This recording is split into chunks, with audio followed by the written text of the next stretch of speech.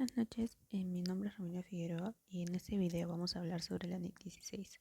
En este caso vamos a exponer con mi compañero Ángelo Flores y lo que no sabía de él es que está estudiando en paralelo, está estudiando programación en paralelo con la carrera de contabilidad en EPE. La NIC 16 trata sobre propiedad, planta y equipo. Dentro de este encontramos sobre el costo computable. Hay que tener en cuenta que en el costo computable no se incluye ningún tipo de interés. Se establece que como su sustento documentario, se debe rendir con comprobantes de pago, en tanto no existe diferencia sustancial entre el costo y el gasto, siendo aplicable las mismas limitaciones establecidas para el gasto. Y no se exigirá comprobante de pago en los siguientes casos: cuando el enajenante perciba rentas de segunda categoría, cuando de acuerdo al reglamento de comprobantes de pago no sea obligatoria su emisión, y cuando de conformidad con el artículo 37 de la Ley del Impuesto a la Renta se permite sustentar mediante otros documentos. Podemos decir también que según el artículo 44 de la Ley del Impuesto a la Renta, en el inciso B, no son deducibles las sumas invertidas en la adquisición de bienes o costos posteriores incorporados al activo de acuerdo con las normas contables. Para definir esto, ¿qué es el costo posterior?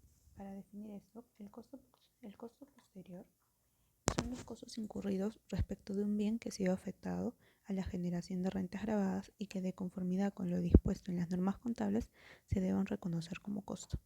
En el caso también por los costos iniciales, a los costos de adquisición, producción o construcción, al valor de ingreso del patrimonio, incurridos con anterioridad al inicio de la afectación del bien a la generación de rentas gravadas.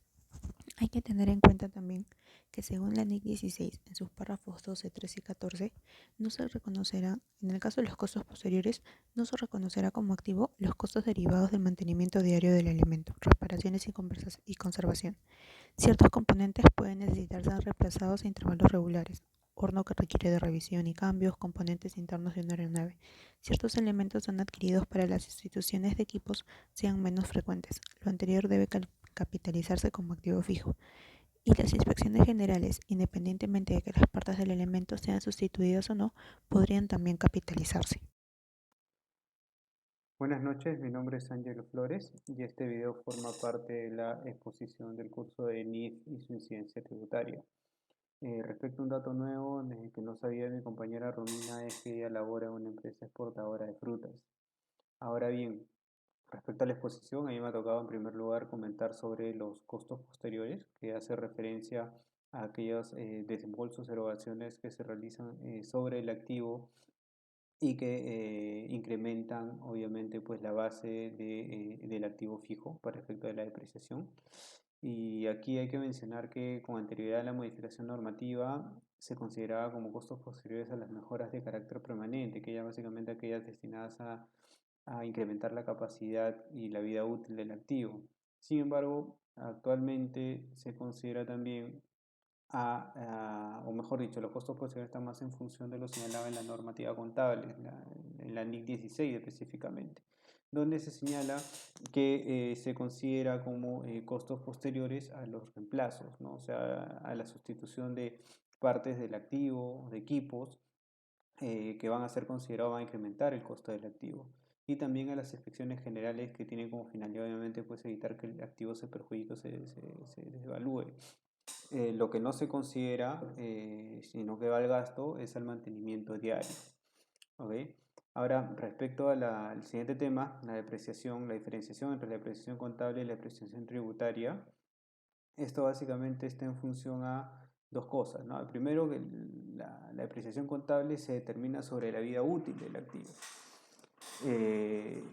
Mientras que la depreciación tributaria está en función de las tasas máximas permitidas por la ley. Tributariamente, un activo se puede depreciar hasta el máximo señalado en el reglamento de la ley del impuesto a la renta, con excepción de las edificaciones, donde se señala que es a un 5% en forma lineal. En cambio, en la depreciación contable es en función de la vida útil del activo, ¿no? Si tiene 10 años se depreciará al 10% y así sucesivamente. Otra diferencia está en función de cuándo inicia el plazo para el cómputo de la depreciación.